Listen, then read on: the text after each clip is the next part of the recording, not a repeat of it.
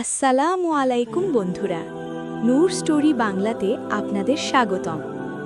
এই পৃথিবীতে এমন কিছু গল্প আছে যা শুধু গল্প নয়, বরং জীবনের পথ দেখানোর আলো।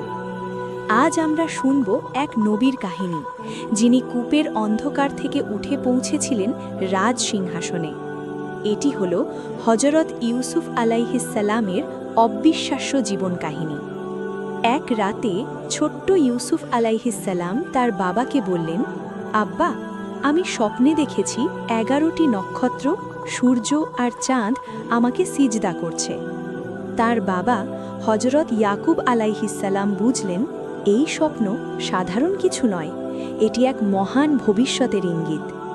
কিন্তু সবাই এই ভালোবাসা সহ্য করতে পারেনি। তার ভাইদের মনে জন্ম নিল হিংসা। তারা সিদ্ধান্ত নিল ইউসুফকে তাদের জীবন থেকে সরিয়ে দিতে হবে।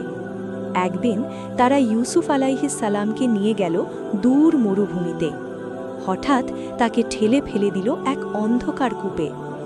একটি ছোট্ট শিশু অন্ধকারের গভীরে একা, কিন্তু আল্লাহ কখনো তার বান্দাকে একা রাখেন না। কূপের অন্ধকারে নেমে এলো আলোর ঝলক। ইউসুফ আলাইহিসসালাম বুঝলেন, আল্লাহ তার সাথে আছেন। কিছুক্ষণ পর একটি কাফেলা সেখানে আসে। তারা কূপ থেকে ইউসুফ আলাইহিসসালামকে তুলে নেয়, কিন্তু তাকে দাস হিসাবে বিক্রি করে দেয় মিশরে। মিশরের এক ক্ষমতাবান ব্যক্তি তাকে কিনে নিলেন।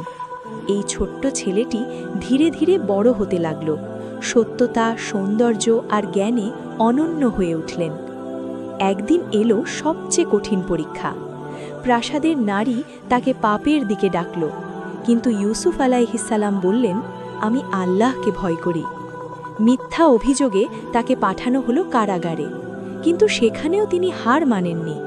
ধৈর্য ধরে আল্লাহর ওপর ভরসা করলেন। কারাগারে তিনি মানুষের স্বপ্ন ব্যাখ্যা করতেন। একদিন সেই খবর পৌঁছে গেল রাজার কাছে। রাজা তাকে ডেকে পাঠালেন। ইউসুফ আলাইহিসসালাম সঠিকভাবে স্বপ্নের ব্যাখ্যা দিলেন এবং মুক্তি পেলেন।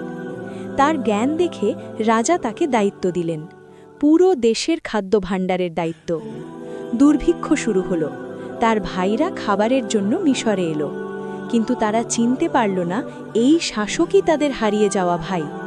শেষে ইউসুফ আলাইহিসসালাম নিজেকে প্রকাশ করলেন।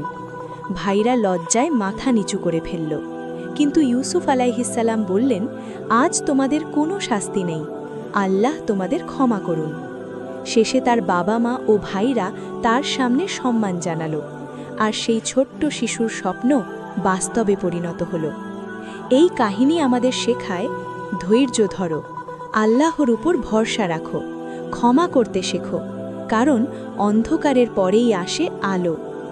যদি এই গল্পটি আপনার হৃদয় ছুঁয়ে যায়, তাহলে লাইক দিন, শেয়ার করুন, আর এমন আরও ইসলামিক গল্প পেতে সাবস্ক্রাইব করুন।